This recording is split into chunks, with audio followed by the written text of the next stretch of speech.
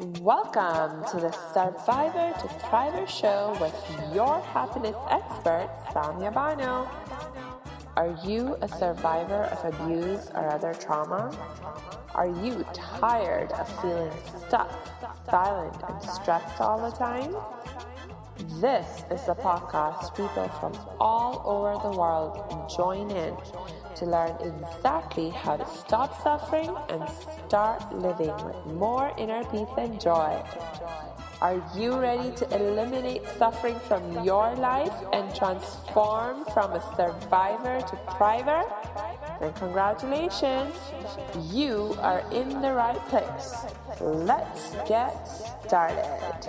Hey, welcome back to episode 4 of the Survivor to Thriver show. So glad to have you back with me. I'm going to pick up where I left off last time, talking about the impact of going through the abuse on my relationships, especially my relationship with myself and others, because I lost my sense of trust in my own ability to protect myself and my ability to be able to tell when someone might have ill intentions towards me. But because I was going through a denial phase and trying to forget about everything that had happened and pretend as if nothing had happened, I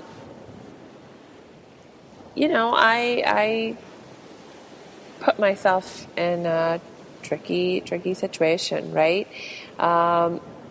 Where on the one hand, again, there was a part of me that continued to notice and see and feel things that I knew were wrong, but at the same time, the other part of me was not ready to face them. And so we kept pushing them back. But here's the thing, that we cannot push away our feelings. We cannot deny and suppress them forever. It's just not a sustainable strategy in the long term. It's sort of like, a pressure cooker kind of a situation, begins to develop, where the more we try to deny and suppress our feelings, the stronger they become, and the more intensely they begin to push back and try to come out of us. And there's a very good reason for that, right? Because our feelings are really like an alarm system, right? The negative, what we might label as our negative feelings, are like an alarm warning us that we are headed in the wrong direction, or there's something wrong, something off, something that we need that we're not getting.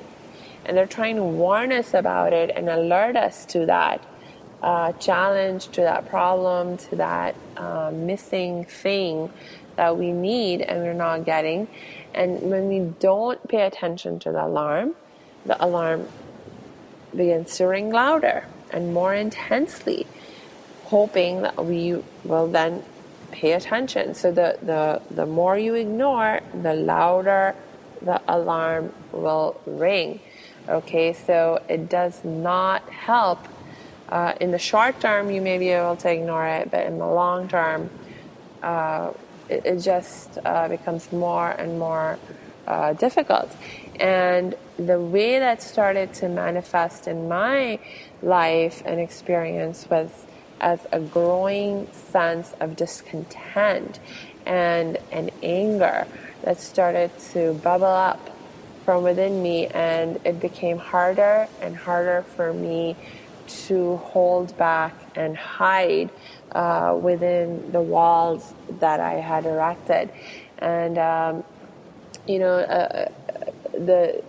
in many ways, that anger and discontent was kind of generalized, but there were also like specific things that were starting to like really bother me, like, you know, the buttons. We all have buttons, and I started to develop an awareness of certain buttons that I had, and one of those buttons was like this growing sense that there was something very wrong with the way women were being treated or are treated in our society. And there were all kinds of little big things that I noticed that bothered me. But one of the biggest things that really kind of hit home was the images that I had started to become exposed to in the media, mostly on TV, of rape and sexual assault. See, by this time, as I mentioned before, I'd moved out of India with my family. At this time, we were actually living in the Middle East. And in the Middle East, you know, in India, we didn't even have a TV in my family. There was like, we were a joint family, and our whole family, my aunts and uncles, my grandparents, there was one TV in the house, and it was very restricted as to when we could even go watch it, and it was very restricted as to watch what we could watch on it. But when we moved, my family, my parents, my brother, sister, myself, we moved to the Middle East. Things were different. We were not part of the joint family system anymore. We had our own TV in our house. There was electricity running in our apartment 24/7, so I could literally open the TV and watch it anytime I wanted.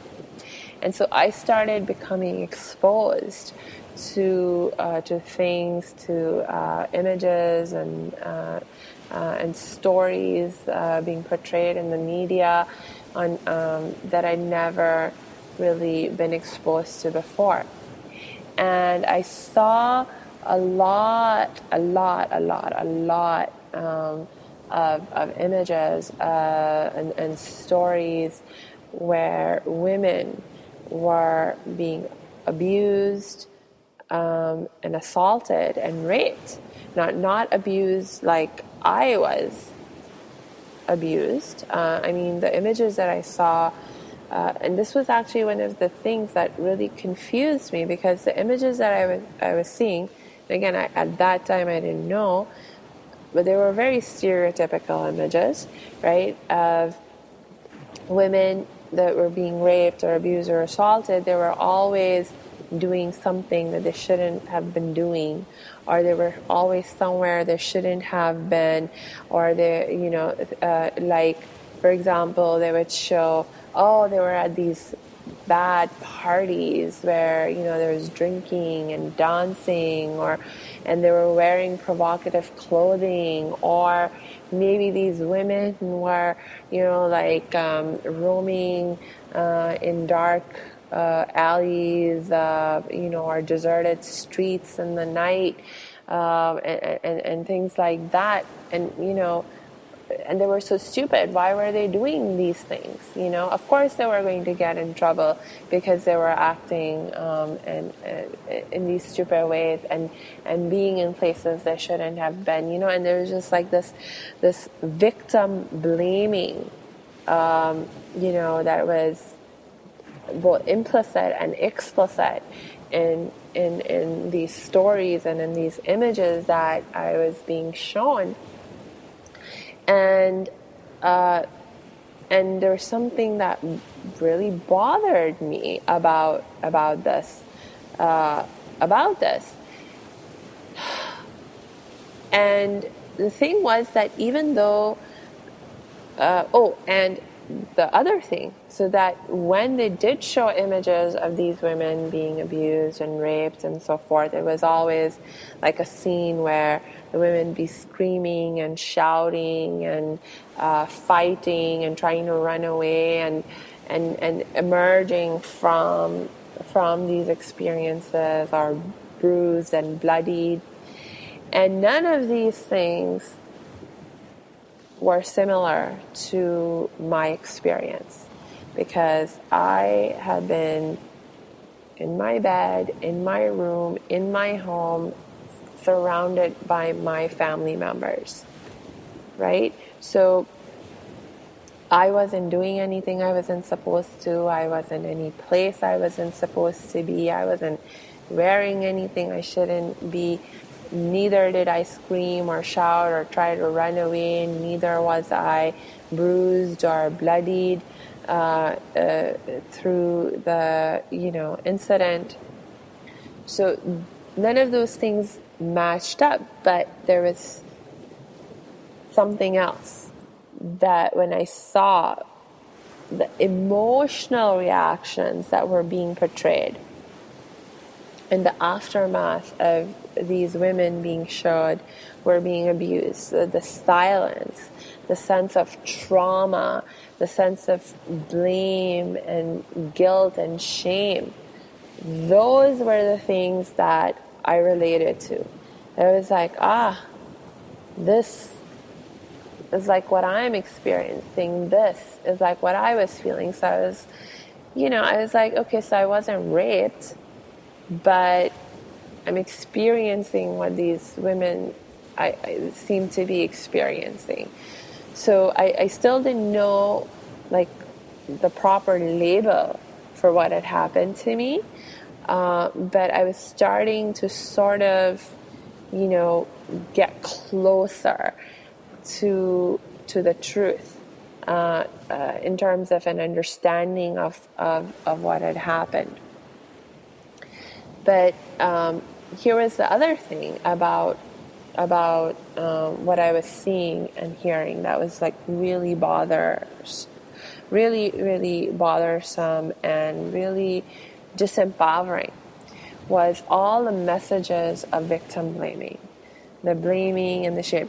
It's like even my own mom, right? It's like when we'd be watching these TV dramas, or these movies, I heard the characters in those dramas and movies saying these things, and I heard my own people in my own family, my own mother saying those same things also, saying things like, oh, that poor girl, oh, it's not her fault what happened, but it's always, even though it's not her fault, it's her life, it's because she's the woman, it's her life that's going to be destroyed forever. It's her honor that is going to be destroyed forever. Who is going to marry her? She'll never be able to get married. She'll never be able to be happy again. She will not, and all these messages of disempowerment. It's like, oh my God. Like even though at that point in time I didn't think I had been raped, but I knew that I was feeling like those women did, and I knew there was something very wrong with what had happened to me as well. And here I was listening to all these disempowering messages from my own mom, from my own family members, that, this is it, this is the end. If something like this happens to you, your life is destroyed, and for all intents and purposes, you can never recover from it. So, look, again, we're running out of time, so let me just quickly wrap up this episode by saying that please, please, please watch yourself. Please educate yourself about the myths and the realities of assault and trauma. And please stop this victim blaming and judging, and again, come from a place of empathy and compassion, and give positive and empowering messages to yourself and to your loved ones, anyone who may have experienced something like this. So I will connect with you next time, and we'll continue this conversation. And in the meanwhile, if you have any questions or comments, please connect with me on or through my website. That is the www.academyofthriving.com. All right, so I'll see you next time.